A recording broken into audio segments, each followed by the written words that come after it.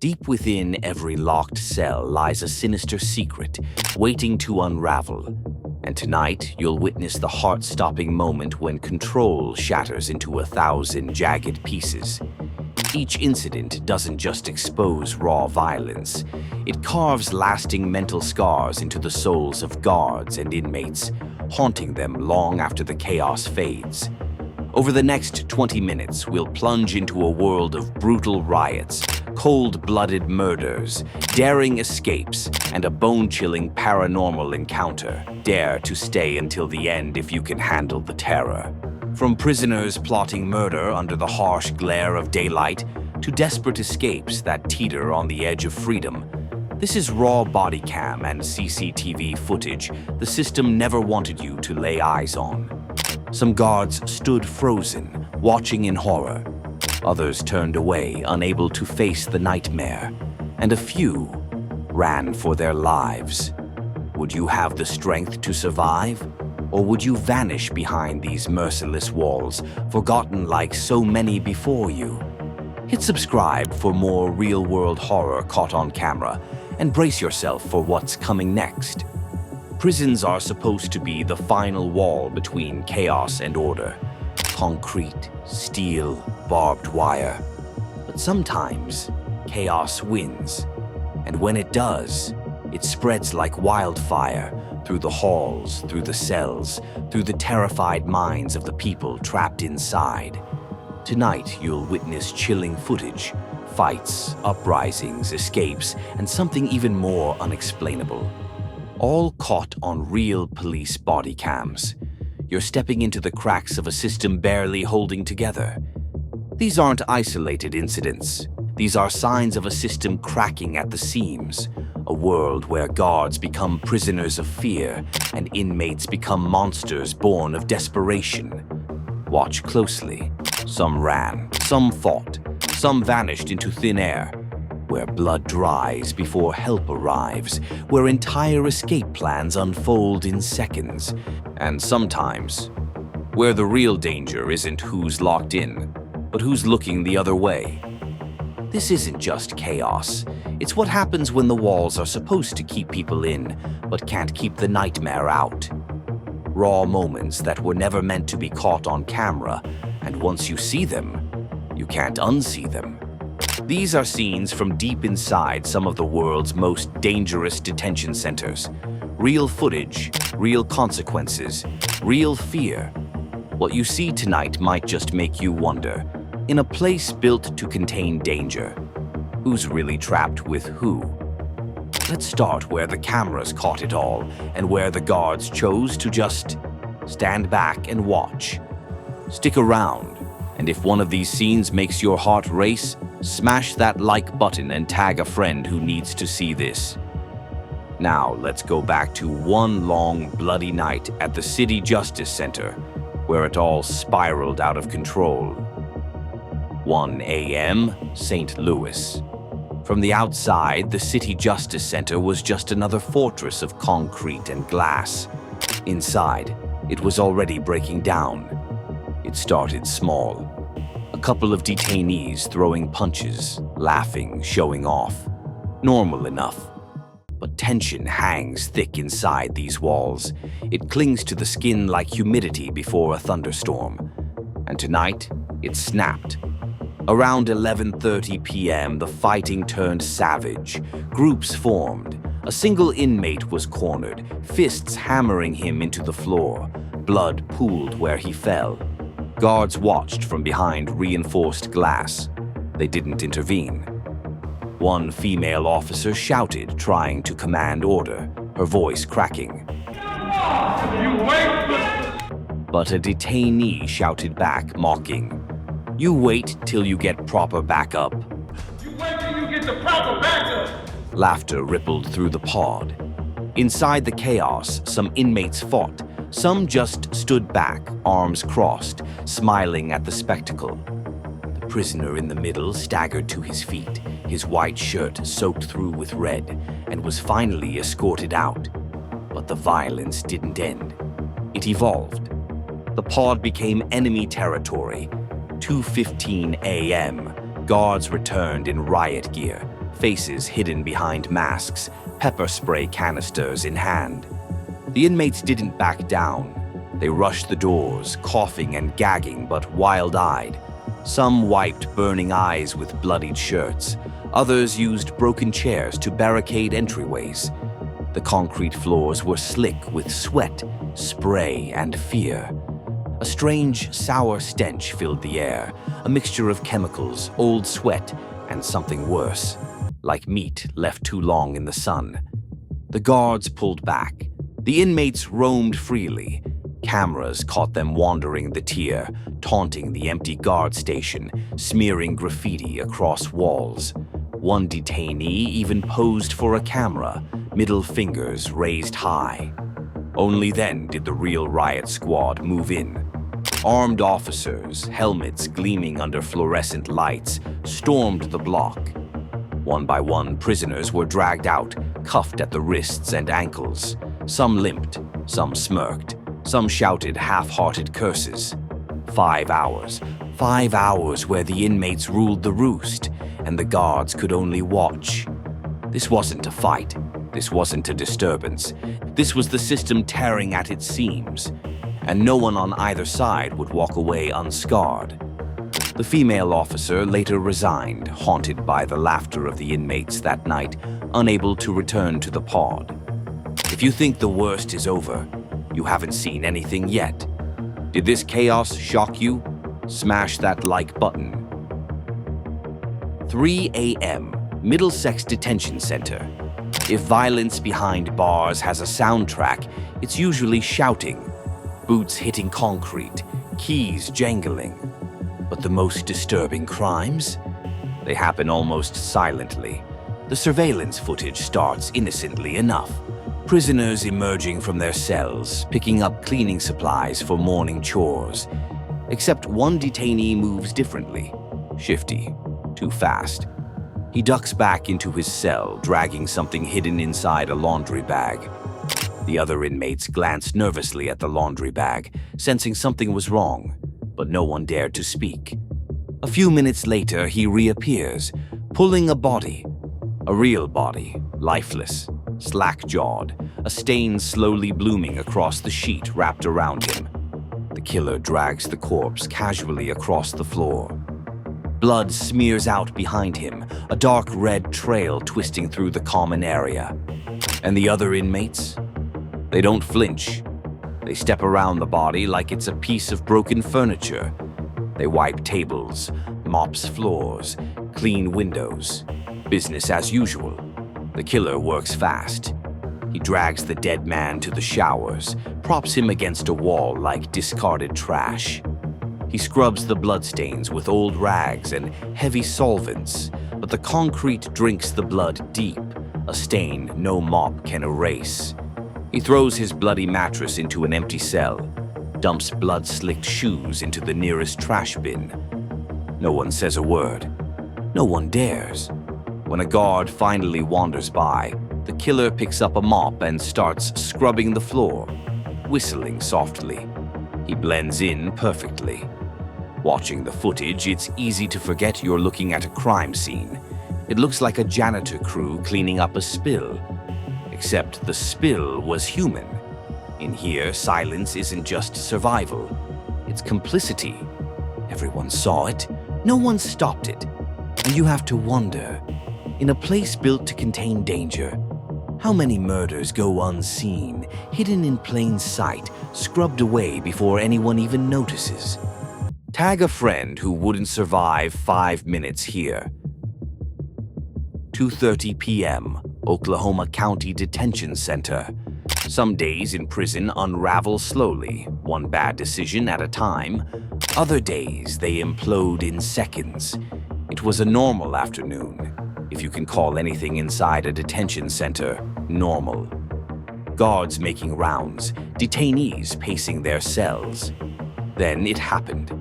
In an instant, an inmate lunged. He overpowered a detention officer, yanked his keys, and dragged him into the open pod. The footage shows it all. The officer tied up, helpless, surrounded.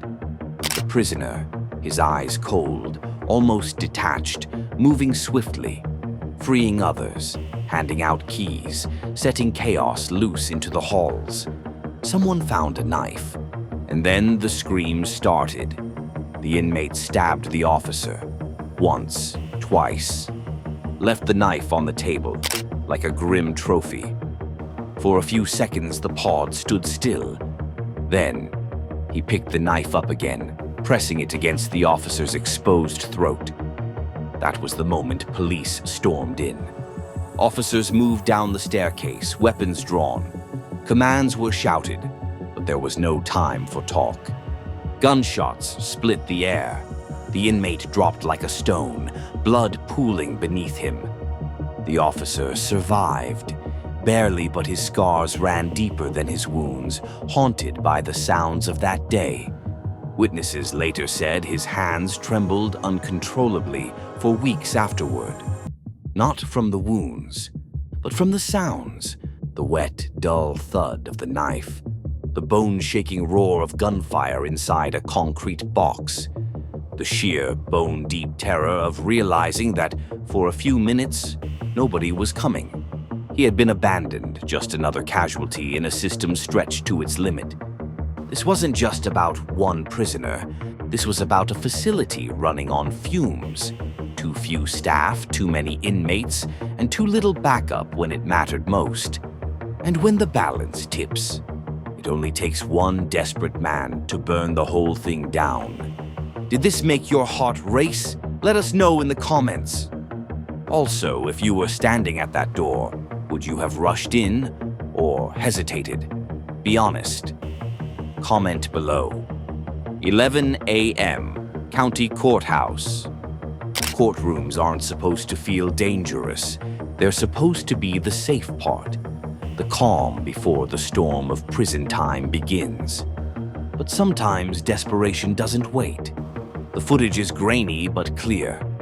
A row of detainees, shackled, sitting quietly as a judge drones on. Bailiffs stand nearby, arms crossed, bored. And then, one prisoner moves. He stands, walks forward.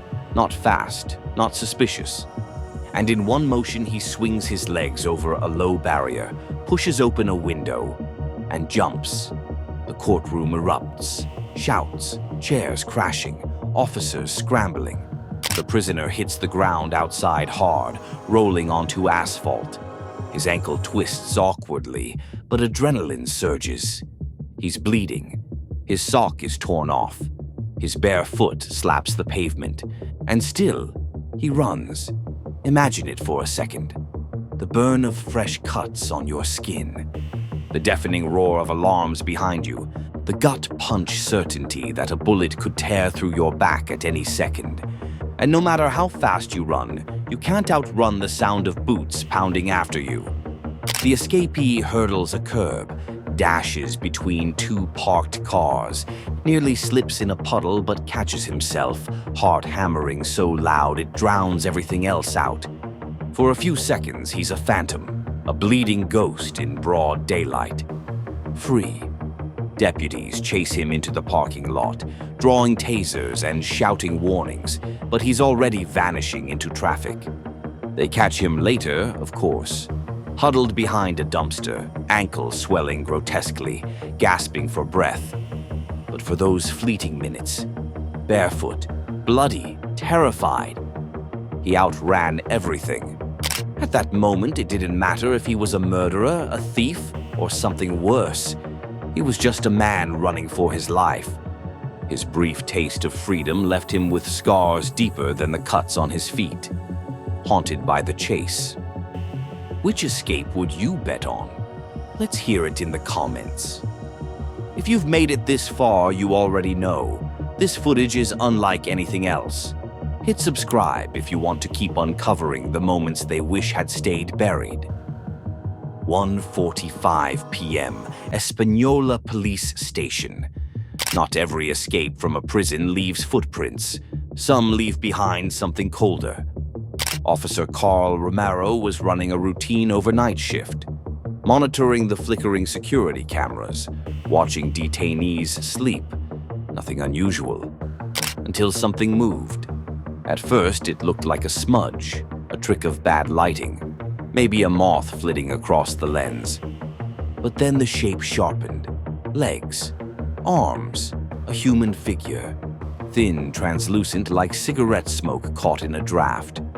Romero leaned closer to the monitor. What he saw made the hair rise on the back of his neck.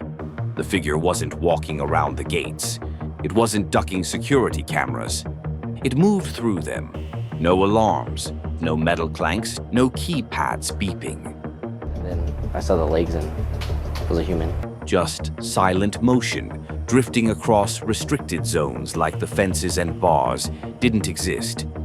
Espanola often held inmates awaiting transfer, their rage lingering in the air, perhaps fueling whatever moved through those gates. The gates at Espanola are electronically locked. There's no way in or out without setting off a piercing siren. Yet the figure flowed right through. One camera caught it gliding across the sally port.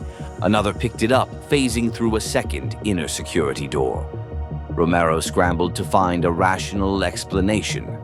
A glitch, a reflection, but there was no source for it.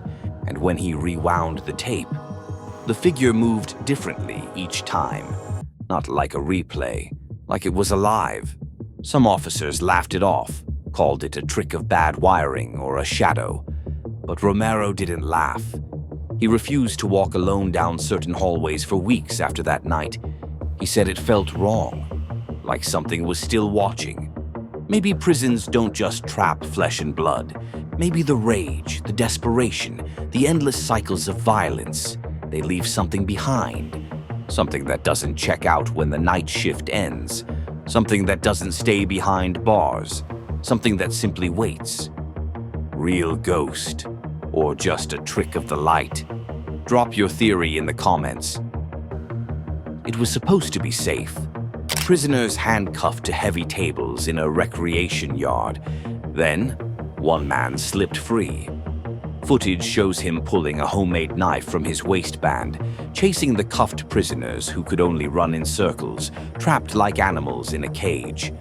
The guards, they stayed behind the glass, watching, waiting. No one moved. The attacker laughed as he hunted, his makeshift blade glinting with intent, while the cuffed prisoners' screams echoed in the yard, knowing no one would save them. Eventually, the attacker caught his target. The screams were loud, but no one helped. Imagine knowing you can't outrun the danger, and no one's coming. Could you keep your head and survive? Some footage leaves you unsettled because it's violent. Other footage leaves you unsettled because of how easy it all was. Behind every locked door, something waits. Sometimes it's rage. Sometimes it's desperation. Sometimes it's something we don't even have a name for. Tonight you saw it for yourself. Guards outnumbered. Systems overwhelmed. Death hidden under cleaning supplies. Men leaping out of courthouses, sprinting for freedom with nothing but bloodied feet and blind hope. Something sliding through steel gates without a sound. We build prisons thinking we can contain danger. But time and time again, it's not just the inmates who are trapped. It's the guards, too. It's the entire system, caught in an endless cycle of fear, violence, and failure. And the scariest thing? No amount of bars or bullets can fix what's broken underneath. If this footage shook you, hit that like button and subscribe, because next time we're diving into the deadliest prison riots ever caught on camera. Trust me, what you've seen tonight, that was just the beginning. Stay alert, stay alive. And remember, the walls don't always keep the monsters out. Sometimes they keep them in.